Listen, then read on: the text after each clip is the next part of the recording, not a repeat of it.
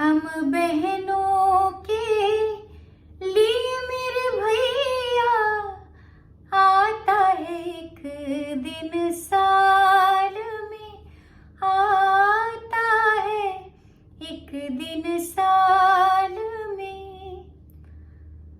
आज के दिन में जहाँ भी रहूं चले आना हर हाल में, आता है एक दिन साल में। सभी को नमस्कार, जय सिया राम, जय श्री कृष्णा। आशा करती हूँ आप सभी स्वस्थ होंगे, प्रसन्न होंगे और सभी को रक्षाबंधन की बहुत शुभकामनाएं मेरी ओर से। बहुत पावन, बड़ा आनंद देने वाला त्योहार, भाई बहन के पवित्र बंधन का त्योहार रक्षाबंधन। आज के दिन बहनें अपने भाई की कलाई पर राखी बांधती है। केवल भाई से स्वयं की रक्षा की कामना नहीं करती, बल्कि वो चाहती हैं कि मेरा भाई चाहे सुख हो चाहे दुख हो, हर परिस्थिति में वो मेरे साथ हो। और साथ ही साथ भाई के उत्कर्ष, भाई के रक्षा की कामना परमात्मा से करती है। बहन एक ऐसी होती है जो भाई का हमेशा कल्याण चाहती है। क्योंकि घर में भले आपसी नोक-झोंक उनके बीच होता रहे, वो भी एक सुंदरता है, लेकिन बहन की विदाई में सबसे ज्यादा भाई ही रोता है, सबसे ज्यादा व्यथित भाई ही होता है। ये बहुत अद्भुत रिश्ता है। आपस में कितने भी नोक झोंक हो जाए, लेकिन बाहर एक बहन के भाई को कुछ कहे कोई, या बहन को कोई कुछ कहे, बहन को कोई कुछ कहे तो भाई युद्ध के लिए तैयार। भाई को बाहर कोई कुछ कहे तो बहन अपने भाई के लिए हमेशा खड़ी रहती है। तो बहुत पावन पवित्र, और पुराणों में तो बहुत सारी व्याख्याएं हैं, बहुत सारी कथाओं का वर्णन है। राजा बलि, माता लक्ष्मी की कथा, स्वयं कृष्ण कन्हैया, मैया द्रौपदी की कथा, यमुना देवी की कथा आदि भाई बहनों की सुंदर कथाएं व्याख्यान की गई हैं हमारे शास्त्रों और पुराणों में। तो आज का दिन बहनें बहुत दिनों से इंतजार करती हैं, इस अद्भुत दिन का। एक बार तो एक बहन ने अपने भाई से बात करने के लिए रक्षाबंधन के एक दिन पहले अपने घर फोन लगाए। भाभी ने फोन उठाया, बहन ने पूछा राखी पहुंची क्या? भाभी ने कहा नहीं, राखी तो कोई नहीं पहुंची। बहन ने कहा राखी नहीं आई होगी तो कल मैं आऊंगी। थोड़ी देर बाद भाभी का फोन आ गया। भाभी ने कहा अरे राखी तो आ गई आपकी।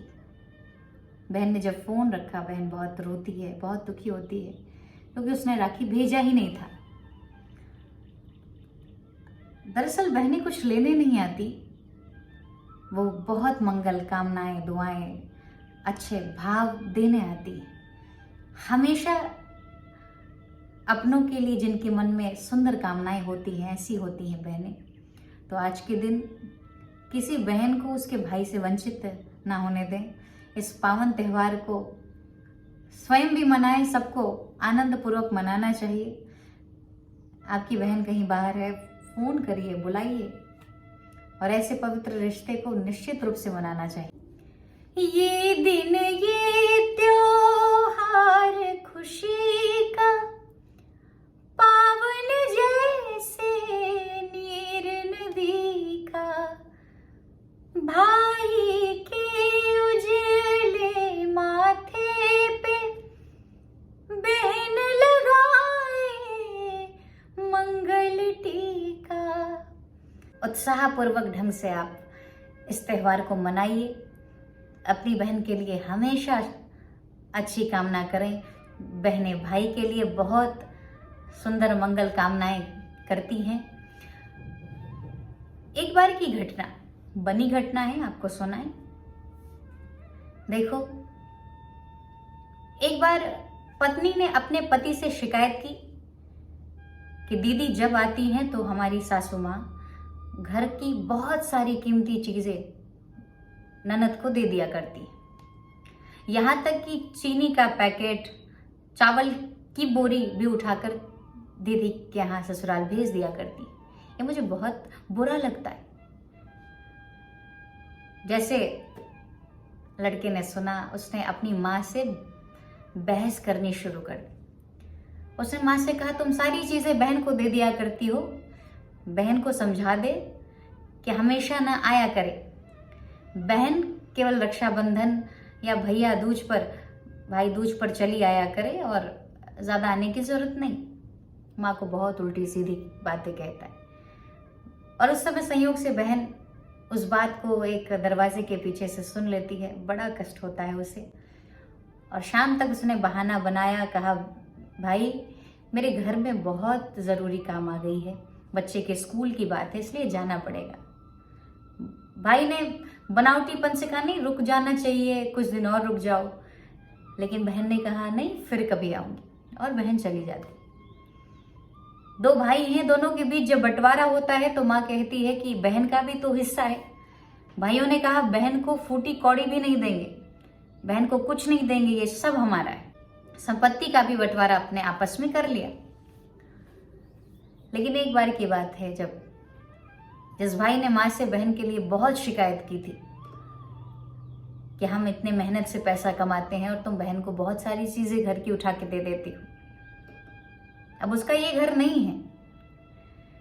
लेकिन संयोग से एक दिन ऐसी घटना होती है कि भाई के ऊपर बहुत सारा कर्ज आ जाता है। धीरे धीरे भाई कर्ज में, लाखों रुपए उसके ऊपर कर्ज आ जाते हैं। तो जब भाई का साथी कोई बनकर नहीं खड़ा हुआ, बहन आती है। और बहन को देखकर भाई ने कहा, ये फिर से चली आई मनहूस। मन में भाई ने सोचा, बहुत कुछ बहन के लिए सोच रहा है। पत्नी से कहा पानी पिलाओ। पत्नी ने कहा इसकी जरूरत नहीं है। लेकिन बहन बड़े प्यार से भाई के सर पे हाथ रखकर छोटे भाई को कहती है, भाई इतनी चिंता में तुम तो मुझसे बहुत बड़े लग रहे हो, इतनी चिंता क्यों करते हो? सुना है कि तुम बहुत कर्ज में हो। और बहन ने कहा इतना चिंता करने की जरूरत नहीं, तो मेरा भाई है, हमेशा खुश रहना चाहिए। और उसने पर्स से उसके पास जो अपनी कंगन थी उठाकर भाई के हाथों में रखते हुए बहन ने कहा, इसको ले जाओ, ले जा करके इसको बेचकर जो पैसा आए उससे तुम अपने कर्ज को दे दो। भाई ये सुनकर बहुत अवाक रह गया। और बहन ने कुछ 50-10 की गड्डियां भी 1000 रुपए निकाली और कहा, ये लो, बच्चों को कुछ खिला देना। भाई ने लिखा, वो अवाक रह गया ये सब देखकर। भाई बहुत हैरान रह गया। और बहन वहां से चली जाती है और भाई की नजर उसकी टूटी हुई चप्पल पे थी। यानी उसने जो पैसा जोड़कर अपने पास रखा था वो भी अपने भाई के जीवन में कष्ट आने पर उसको दे देती है। ये बहन है। तो किसी भी बहन को इस पावन त्योहार से वंचित ना करें। यदि बहनें दूर हैं, वो कुछ लेने नहीं, आपको बहुत कुछ दुआएं देने आती हैं। बहन को निश्चित रूप से बुलाइए और हो सके तो बहन के पास पहुंचिए।